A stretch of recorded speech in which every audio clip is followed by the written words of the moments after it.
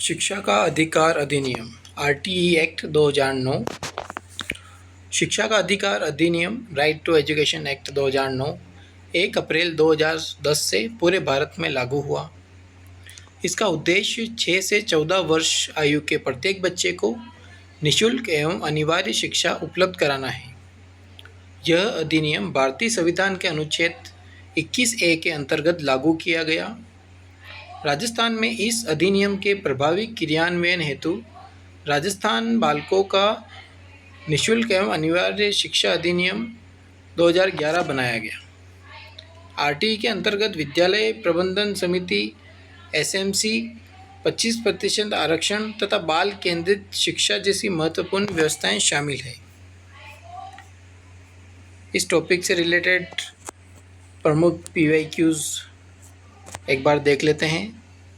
RTE act कब पारित हुआ? तो आरटीई एक्ट 2009 में पारित हुआ। आरटीई एक्ट कब लागू हुआ? तो यह आरटीई एक्ट 1 अप्रैल 2010 को लागू हुआ। आरटीई के अंतर्गत किस आयु वर्ग के बच्चों को शिक्षा का अधिकार है? तो इसके अंतर्गत 6 से 14 वर्ष के बच्चों को शिक्षा का अधिकार है। आरटीई किस अनुच्छेद से संबंधित हैं? तो अनुच्छेद 21A से आरटीई का अनुच्छेद संबंधित है। शिक्षा का अधिकार किस संविधान संशोधन से जुड़ा है?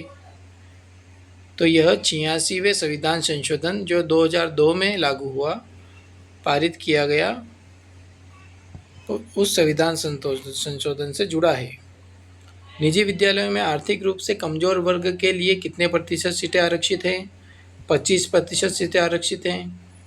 विद्यालय प्रबंधन समिति का गठन किस अधिनियम के अंतर्गत किया गया? आरटीई एक्ट के अंतर्गत किया गया। एसएमसी में किसका बहुमत होता है? अभिभावकों का। राजस्थान आरटीई रूल्स कब बनाए गए? 2011 में बनाए गए। आरटीई का मुख्य उद्देश्य क्या है? सभी बच्चों को निःशुल्क एवं अनिवार्य प्राथमिक शिक्षा देना। राजस्थान का लघु खजुराहो रामगढ़ बाणदेवरा। रामगढ़ बाणदेवरा मंदिर राजस्थान के बारां जिले में स्थित एक प्राचीन शिव मंदिर है। यह परवन नदी के निकट स्थित है तथा अपने उत्कृष्ट मूर्तिकला, अलंकरण एवं स्थापत्य कला के कारण राजस्थान का लघु खजुराहो कहलाता है। इसका निर्माण लगभग 10वीं और 11वीं शताब्दी में माना जाता है। मंदिर की बाहरी दीवारों पर अत्यंत सुंदर देवी देवताओं एवं विभिन्न आकृतियों की मूर्तियां उकेरी गई हैं। राजस्थान की कला एवं संस्कृति से संबंधित परीक्षाओं में यह स्थल अत्यंत महत्वपूर्ण है। इस टॉपिक से रिलेटेड प्रमुख पीवाईक्यूज हैं जो हम देख लेते हैं। राजस्थान का लघु खजुराहो किसे कहा जाता है? तो यह रामगढ़ बाणदेवरा मंदिर को कहा जाता है। रामगढ़ बाणदेवरा किस जिले में स्थित है? तो यह बारां जिले में स्थित है। यह मंदिर किस भगवान को समर्पित है? तो यह भगवान शिव को समर्पित है।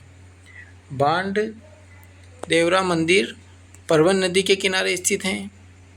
रामगढ़ बाणदेवरा किस कारण प्रसिद्ध हैं? तो यह अपनी उत्कृष्ट मूर्तिकला के लिए प्रसिद्ध हैं। रामगढ़ बाणदेवरा मंदिर यह किस शताब्दी का माना जाता है? यह 10वीं से 11वीं शताब्दी का माना जाता है। रामगढ़ बाणदेवरा किस राज्य में स्थित हैं? तो ये राजस्थान राज्य के बारां जिले में स्थित हैं। बारां जिला किस संभाग में आता है? तो बारां जिला कोटा संभाग में आता है। लघु खजुराहो नाम किस विशेषता के कारण पड़ा? खजुराहो जैसी उत्कृष्ट शिल्पकला के कारण इसे लघु खजुराहो भी कहते हैं। राजस्थान की कला एवं संस्कृति में रामगढ़ बाणदेवरा का क्या महत्व है? यह प्राचीन शिव मंदिर एवं स्थापत्य धरोहर है। राजस्थान की साहित्य अकादमिक पुरस्कार प्राप्त प्रमुख कृतियाँ। राजस्थान का साहित्य भारतीय साहित्य की समृद्ध परंपरा का महत्वपूर्ण अंग है। साहित्य अकादमी द्वारा प्रत्येक वर्ष विभिन्न भारतीय भाषाओं की उत्कृष्ट कृतियों को सम्मानित किया जाता है। राजस्थानी भाषा में बातारी फुलवाड़ी, पग फेरो, सुंदर नैन सुधा तथा गवार जैसी कृतियाँ साहित्यिक अकादमिक पुरस्कार प्राप्त कर चुकी है। प्रतियोगी परीक्षाओं में इन कृतियों के लेखक, प्रकाशन क्रम तथा पुरस्कार वर्ष से संबंधित प्रश्न बार बार पूछे जाते हैं। राजस्थानी भाषा के लिए राष्ट्रीय साहित्य पुरस्कार कौन देता है? तो यह साहित्य अकादमी देती है। बातारी फुलवाड़ी किस भाषा की प्रसिद्ध कृति है? तो यह राजस्थानी भाषा की प्रसिद्ध कृति है। पग फेरो किस विधा की रचना है? यह एक कविता है। गवाड़ किस विधा की रचना है? तो यह एक उपन्यास है। सुंदर नयन सुधा किस भाषा की कृति है? यह राजस्थानी भाषा की कृति है। साहित्य अकादमी की स्थापना 1954 में हुई। साहित्य अकादमी का मुख्यालय नई दिल्ली में है। साहित्य अकादमी साहित्य के क्षेत्र से संबंधित है। राजस्थान में साहित्य अकादमी से जुड़े प्रश्न किस विषय में पूछे जाते हैं? तो ये राजस्थानी साहित्य से संबंधित हैं। प्रतियोगिता परीक्षा में किस प्रकार के प्रश्न अधिक पूछे जाते हैं? तो लेखक, कृति एवं कालक्रम से रिलेटेड। राजस्थान के इको टूरिज्म स्थल। राजस्थान सरकार ने प्रकृति संरक्षण एवं पर्यटन को बढ़ावा देने के लिए अनेक इको टूरिज्म स्थलों का विकास किया है। इनमें पीताम्बर की गाल अजमेर, कुंड खो बारा, सिवाना बालोतरा तथा भीमलाल बूंदी प्रमुख हैं। इन स्थानों पर प्राकृतिक वन, झरने, घाटियाँ, जैव विविधता एवं ट्रैकिंग जैसी गतिविधियाँ विकसित की गई हैं। इको टूरिज्म का उद्देश्य पर्यटन के साथ साथ पर्यावरण संरक्षण को बढ़ावा देना है। अब हम इस टॉपिक से रिलेटेड प्रमुख PYQs देख लेते हैं। पीताम्बर की गाल अजमेर ज़िले में स्थित हैं। कुंड खो बारा ज़िले में स्थित हैं। सिवाना बालोतरा ज़िले में स्थित हैं। भीमलाट बूंदी ज़िले में स्थित हैं। इको टूरिज्म का मुख्य उद्देश्य है पर्यावरण संरक्षण एवं सतत पर्यटन। भीमलत किस कारण प्रसिद्ध हैं? तो यह झरना होने के कारण प्रसिद्ध हैं। राजस्थान में इको टूरिज्म को कौन बढ़ावा देता है? राजस्थान सरकार एवं वन विभाग। कुंड खो किस संभाग में स्थित हैं? तो यह कोटा संभाग में स्थित है। कुंड खो बारा ज़िले में आता है और बारा जिला कोटा संभाग में आता है। सिवाना प्राकृतिक पर्यटन के क्षेत्र के लिए प्रसिद्ध हैं। इको टूरिज्म का संबंध जैव विविधता संरक्षण से है। दोस्तों, प्रतियोगिता परीक्षाओं में इसी तरह के टॉपिक में से बार बार प्रश्न रिपीट होते हैं, तो आप इस वीडियो को पूरा अवश्य देखें और इसका बार बार रिवीजन करें।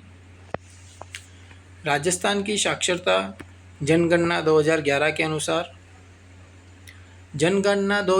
के अनुसार राजस्थान की कुल साक्षरता दर 66.11% है। इसमें पुरुष साक्षरता 79.19% है तथा महिला साक्षरता 52.12% है। राज्य में सर्वाधिक साक्षरता कोटा जिले में है तथा न्यूनतम जालोर जिले में साक्षरता दर्ज की गई हैं। दिए गए प्रश्न में नागौर, पाली, राजसमंद और कोटा का आरोही क्रम पूछा गया है, जिसका सही क्रम नागौर, पाली, राजसमंद और कोटा है। साक्षरता से संबंधित तथ्य लगभग सभी राजस्थान प्रतियोगिता परीक्षाओं में पूछे जाते हैं। इस टॉपिक से रिलेटेड प्रमुख PYQs देखते हैं। राजस्थान की कुल साक्षरता दर 2011 के अनुसार 66.11% है। पुरुष साक्षरता दर 79.19% है। महिला साक्षरता दर 52.12% है। राजस्थान का सर्वाधिक साक्षर जिला कोटा है। राजस्थान का न्यूनतम साक्षर जिला जालोर है। नागौर और पाली में सबसे अधिक साक्षरता पाली की है।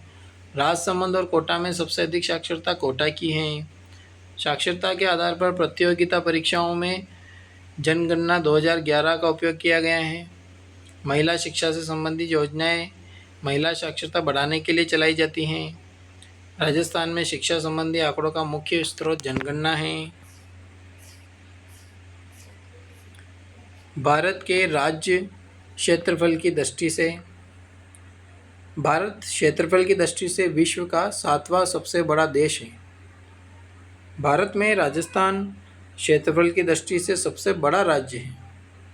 इसके बाद मध्य प्रदेश, महाराष्ट्र, उत्तर प्रदेश, तथा गुजरात का स्थान आता है। प्रतियोगिता परीक्षाओं में राज्यों का क्षेत्रफल, जनसंख्या तथा राजधानी से संबंधित प्रश्न नियमित रूप से पूछे जाते हैं। दिए गए प्रश्न में इस टॉपिक से रिलेटेड प्रमुख PYQs देख लेते हैं। भारत का सबसे बड़ा राज्य राजस्थान है क्षेत्रफल की दृष्टि से, और दूसरा सबसे बड़ा राज्य है मध्य प्रदेश। गुजरात क्षेत्रफल की दृष्टि से भारत में कौन से स्थान पर हैं, तो ये 5वें स्थान पर हैं। हरियाणा की राजधानी चंडीगढ़ है। गुजरात की राजधानी गांधीनगर है। उत्तर प्रदेश की राजधानी लखनऊ है। राजस्थान की राजधानी जयपुर है। भारत का सबसे छोटा राज्य गोवा है। क्षेत्रफल की दृष्टि से सबसे बड़ा केंद्र शासित प्रदेश लद्दाख है। भारत में कुल 28 राज्य हैं। राजस्थान के नए जिले। 9 अप्रैल 1991 को राजस्थान में प्रशासनिक सुविधा के उद्देश्य से 4 नए जिलों का गठन किया गया। 12 को कोटा जिले से, हनुमानगढ़ को गंगानगर जिले से अलग किया गया, राजसमंद को उदयपुर जिले से अलग किया तथा दौसा को जयपुर जिले से अलग करके नए जिले बनाए गए। जिलों से संबंधित प्रश्न राजस्थान जीके में अत्यंत महत्वपूर्ण माने जाते हैं और लगभग प्रत्येक भर्ती में इनसे संबंधित प्रश्न पूछा जाता है। इस टॉपिक से रिलेटेड प्रमुख PYQs देख लेते हैं। 9 अप्रैल 1991 को राजस्थान में 4 नए ज़िले बनाए गए। 12 को कोटा ज़िले से अलग करके नया ज़िला बनाया गया। हनुमानगढ़ को श्री गंगानगर से अलग करके नया ज़िला बनाया। राजसमंद को उदयपुर से अलग करके नया ज़िला बनाया। दौसा को जयपुर से अलग करके नया ज़िला बनाया। 1991 में बनाए गए ज़िलों में सबसे उत्तर का ज़िला हनुमानगढ़ है। राजसमंद उदयपुर संभाग में आता है। 12 कोटा संभाग में आता है। दौसा वर्तमान में जयपुर संभाग में आता है। 1991 में ज़िले बनाने का मुख्य उद्देश्य प्रशासनिक सुविधा था। राजस्थान खादी एवं ग्रामोद्योग बोर्ड। राजस्थान खादी एवं ग्रामोद्योग बोर्ड का गठन ग्रामीण क्षेत्रों में रोजगार सृजन, कुटीर एवं ग्रामोद्योग के विकास तथा खादी के उत्पादन एवं विपणन को बढ़ावा देने के उद्देश्य से किया गया। यह एक वैधानिक स्टैट्यूटरी निकाय है जिसकी स्थापना राजस्थान खादी एवं ग्रामोद्योग बोर्ड अधिनियम 1995 के अंतर्गत की गई। बोर्ड का प्रमुख उद्देश्य ग्रामीण युवाओं एवं महिलाओं को स्वरोजगार उपलब्ध कराना, पारंपरिक उद्योगों को प्रोत्साहित करना तथा ग्रामीण अर्थव्यवस्था को मजबूत बनाना। प्रतियोगिता परीक्षाओं में इसकी स्थापना, उद्देश्य एवं अधिनियम से संबंधित प्रश्न बार बार पूछे जाते हैं। इस टॉपिक से रिलेटेड प्रमुख PYQs हैं। राजस्थान खादी एवं ग्रामोद्योग बोर्ड की स्थापना राजस्थान खादी एवं ग्रामोद्योग बोर्ड अधिनियम 1995 के अंतर्गत की गई। राजस्थान खादी एवं ग्रामोद्योग बोर्ड वैधानिक निकाय हैं। इस बोर्ड का उद्देश्य ग्रामीण रोजगार एवं ग्रामोद्योग का विकास करना है। खादी एवं ग्रामोद्योग बोर्ड कुटीर एवं ग्रामोद्योग क्षेत्र से संबंधित हैं।